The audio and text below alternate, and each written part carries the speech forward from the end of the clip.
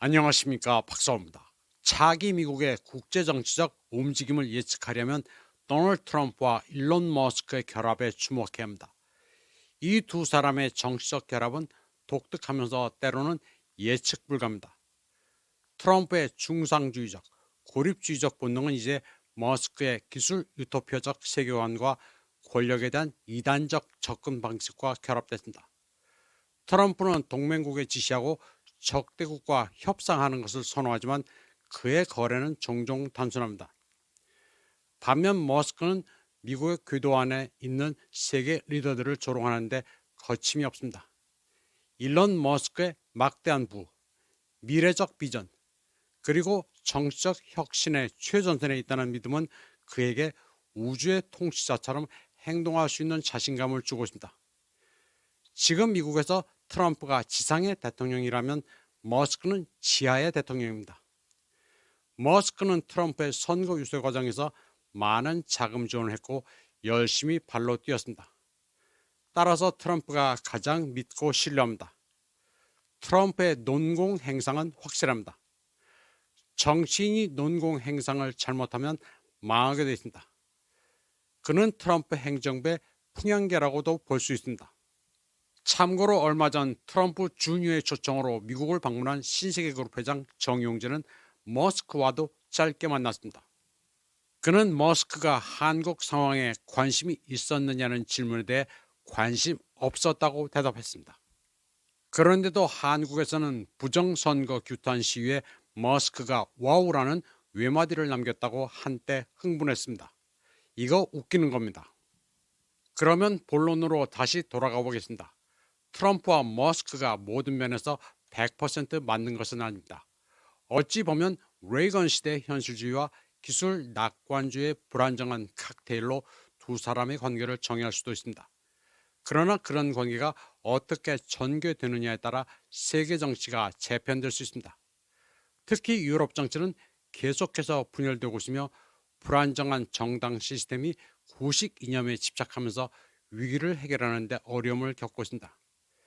그리고 이러한 불안정성은 서유럽 내정에 대한 미국의 간섭이 커지면서 더욱 심화되고 있습니다.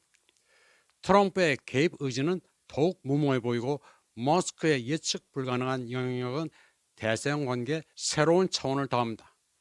즉각적인 도전에 대응하는 것과 장기적인 우려를 해결하는 것 사이에서 갈등하는 유럽의 나토와 EU 회원국은 더 큰 혼란을 겪을 위험이 있습니다.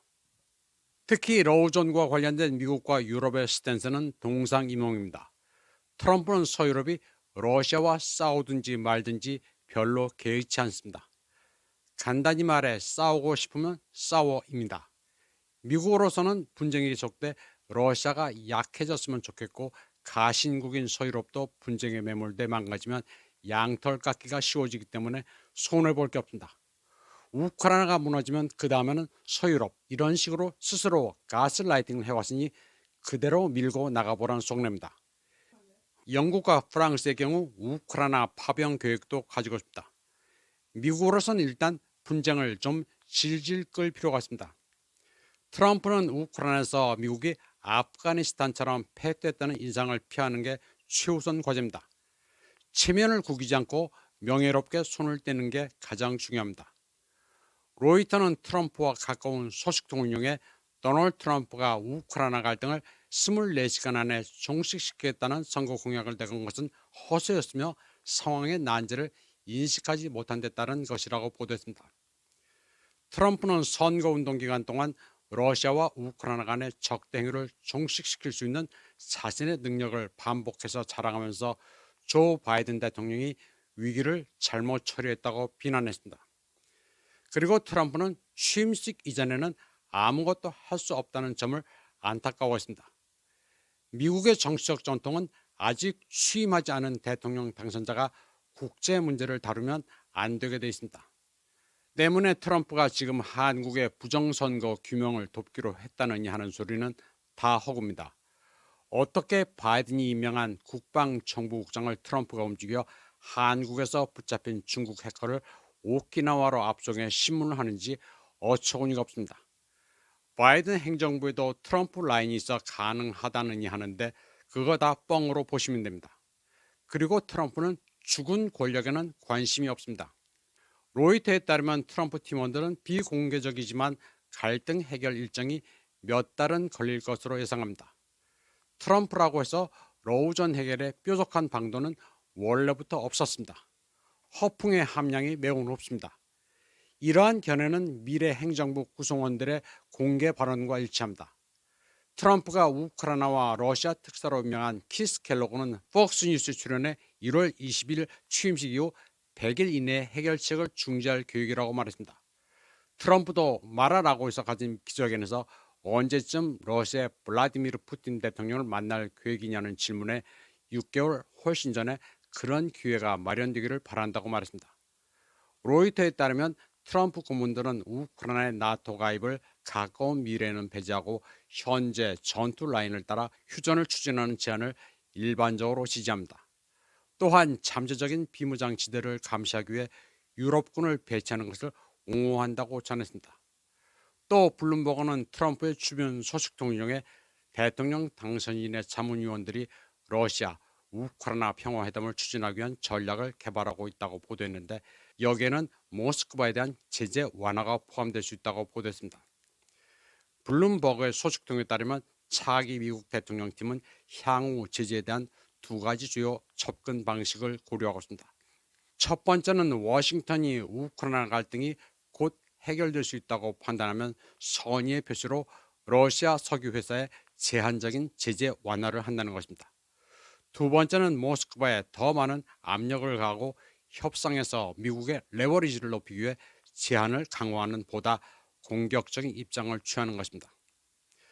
블룸버그에 따르면 모스크바에 대한 제재 완화에는 러시아 원유 가격 상한선을 배럴당 60달러의 현재 한도 이상으로 인상하는 것이 포함될 수 있습니다.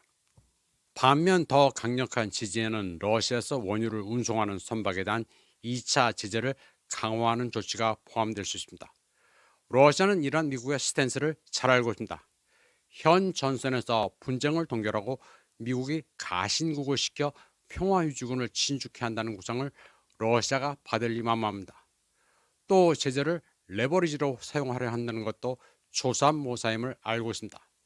지금껏 4만 건의 제재를 가해왔는데 일부를 완화해준다고 러시아가 고맙게 여길 리가 없습니다. 러시아는 그러나 푸틴과 트럼프의 정상회담에는 열려있다고 했습니다. 어차피 유효기간이 만료돼 계엄령으로 대통령 행세를 하는 젤렌스키는 카운터파트가 아니며 퍼피스 주인인 미국만이 유일한 대화 상대이기 때문입니다. 러시아로서는 트럼프가 뭔 소리를 하는지 들어는 보겠다는 속내입니다. 따라서 러시아로서는 아쉬울 게 없습니다. 만약 푸틴이 만나주지 않으면 트럼프로서는 아주 망신입니다. 또 우크라이나 전선에서는 러시아가 압도적으로 키예프군을 이기고 있습니다. 시간이 지날수록 협상에서 유리한 쪽은 러시아입니다. 한편 트럼프는 이번에 이례적으로 국내 행사인 취임식에 여러 세계 정상들을 초대했습니다. 원래는 미국 주재 대사들만 참석하는 게 관련했는데 판을 크게 벌렸습니다. 그런데 부른다고 다 가는 것은 아닙니다. 트럼프와 각별한 헝가리의 빅토르 오르반 총리는 도널드 트럼프의 취임식에 참석하지 않을 것이라고 밝혔습니다. 헝가리 정부는 오르반의 일정이 국내 일정으로 가득 차서 취임식에 참석하는 것이 불가능하다고 말했습니다. 트럼프를 열렬히 지지하는 오르반은 이전에 트럼프의 복귀가 우크라이나의 평화를 가져올 수 있다는 믿음을 표명했습니다. 그는 우크라이나 갈등을 계속하는 데 대한 EU의 지원을 비판했으며 위기를 해결하기 위한 협상을 촉진하기 위해 강력한 국제적 리더십의 중요성을 강조했습니다. 국내적으로 오르반은 2025년까지 1년의 경제, 사회 개혁을 시행하는 데 주력하고 있습니다. 그는 헝가리 경제를 활성화하는 것을 목표로 하는 평화 예산을 도입했습니다. 주요 이니셔티브로는 대가족 세금 혜택을 2배로 늘리고 임금 협상을 통해 인플레이션을 해결하며 35세 미만의 젊은 시민을 위한 주택 지원을 확대하는 것들입니다. 헝가리 청년은 트럼프를 일찍부터 지지했습니다. 오르반은 이미 지난해 7월 플로리다 마랄라고에서 트럼프를 만났습니다. 또 11월 미국 대선 다음 날 오르반은 소셜미디어 X를 통해 트럼프를 축하했습니다. 유럽연합에서는 유럽위원회 위원장 우어줄라 폰데어 라이언도 취임식에 참석하지 않습니다. 그녀는 다만 우크라이나 갈등과 대서양 관계 같은 공통된 과제를 해결하기 위해 새로운 미국 행정부와 조기 외교적 교류를 우선시하겠다고만 했습니다. 한국의 KTV는 트럼프가 시진핑을 초청한 반면 EU 수장은 패스했다고 떠드는데 이건 한국 미디어의 독특한 시각입니다. 뭘 초청을 하고 패스를 한다는 것인지 미국 위주의 사고방식입니다. 참고로 빅토르 오르반은 트럼프를 지지하는 보수 정치 모임 CPEC의 단골 연사입니다. 그러나 한국 매체에서는 이를 전혀 언급하지 않습니다. 한국에서는 빅토르 오르반이 러시아, 중국의 우호적이라는 이유로 빨갱이라고 욕들을 하기 때문에 왜 그가 미국 보수 정치 행사에 참석하는지를 설명하게 되면 자기 모순에 빠지게 됩니다. 러시아, 중국과의 관계가 오만하면 무조건 빨갱이여만 하는 게 한국 보수 참칭 세력의 인식 수준입니다. 트럼프 측은 이번 취임식에 시진핑이 오기를 바랬습니다. 그러나 시진핑이 여기에 응할 리 없습니다. 중국적 사고로 보면 취임식 참석은 만방레조입니다. 독상을 차려주는 것도 아닌데 수많은 인파의 원오브댐으로 트럼프를 배알할 이유가 없습니다. 파이낸셜 타임즈는 이와 관련해 시진핑이 국가부주석 한정희나 외교부장 왕이를 보내기로 가닥을 잡았다고 보도했습니다. 그러나 VOA는 트럼프 측근을 이용해 미국은 시진핑이 중공중앙 서기처 서기 겸 중앙판공청주임 차이치를 보내주기를 요청했다고 보도했습니다. 차이치는 시진핑과 근무지 연고와 같은 민강 신군 멤버라 절대 시진핑을 배반하지 않을 충복이란 판단했었습니다. 지금 미국은 중남해에서 권력 암투가 벌어지고 있으며 몇몇 측근을 제외한 많은 이들이 시진핑을 배반할 것이라는 말을 퍼뜨리고 있습니다. 그래서 차이치를 콕 집어 취임식에 파견해 주기를 희망하고 있는데 중국이 여기에 응할지는 모르겠습니다. 미국이 중국에 누구를 보내라 말라 할 처지가 아니기 때문이다. 미국이 중국을 대하는 것을 보면 미국에는 중국 전문가가 없습니다. 전문가라고 해봐야 20년 넘게 중국 망한다고 고사를 지내는 고든창 정도입니다. 1월 20일 열리는 트럼프 취임식에는 일본의 이시바 시게루 총리도 불참합니다. 일본은 일본 제철에 US 스틸 인수합병을 바이든 행정부가 무산시키자 불만이 대단합니다. 그리고 국제 정치의 지평이 급변하자 중국에 구애하고 있습니다. 다만 일본에서는 토요타 자동차가 100만 달러를 내고 참석합니다. 미국에서 사업을 하려면 눈도장을 찍어야 하기 때문입니다. 트럼프는 사업가답게 취임식 입장권도 판매, 위신도 세우고 돈도 벌 요량입니다. 한국에서는 트럼프와 연줄이 있다고 주장해야 하는 인사들이 여러 명 참석합니다.